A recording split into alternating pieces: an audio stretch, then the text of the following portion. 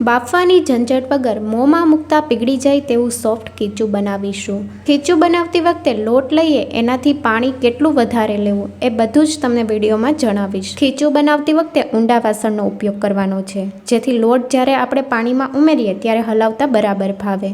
તો અહીંયા વાટકીના માપ પ્રમાણે 1 વાટકી ચોખાનો લોટ લીધો છે, તો 3 વાટકી પાણી લેવાનું છે। સોફ્ટ ખીચું બનાવવાનું છે એટલે 3 વાટકી ઉપર થોડું પાણી ઉમેર્યું છે, તો 3.25 વાટકી પાણી ઉમેર્યું છે। બાફથી ઘટી જશે એટલે 3 વાટકી જેટલું પાણી પરફેક્ટ તૈયાર થશે। ચોખાના લોટની ક્વોલિટી ઉપર ડિપેન્ડ કરે છે।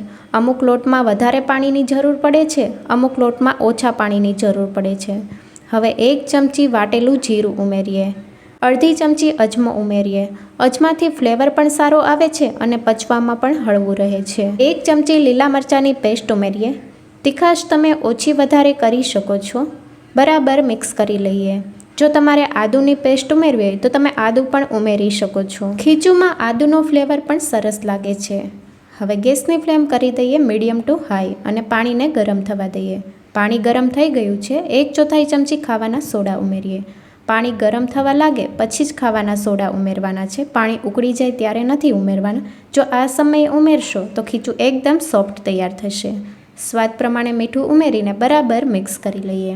પાણીમાં 1 ઉકાળો આવે ત્યાં સુધી થવા દઈએ। થોડી જ વારમાં પાણી બરાબર ઉકળી ગયું છે, તો હવે આ સમયે ગેસની ફ્લેમ ધીમી કરી દઈએ અને 1 વાટકી ચોખાનો લોટ ઉમેરીએ અને વેલણની મદદથી હલાવવાનું છે।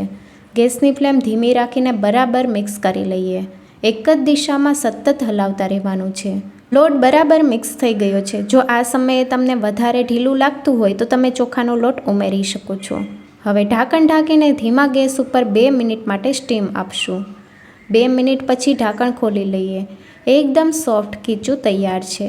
ગેસની ફ્લેમ બંધ કરી દઈએ। અલગથી બાફવાની ઝંઝટ વગર એકદમ ગરમાગરમ ખીચું તૈયાર છે। ખીચુંને સર્વિંગ પ્લેટમાં સર્વ કરીએ। ઉપરથી સિંગ તેલ અને આચારી મસાલો ઉમેરીએ। ખીચુંની રેસીપી કેવી લાગી કમેન્ટમાં જરૂરથી જણાવજો। નવી રેસીપી જોવા માટે ચેનલને લાઇક, શેર અને સબસ્ક્રાઈબ કરો। Thank you for watching.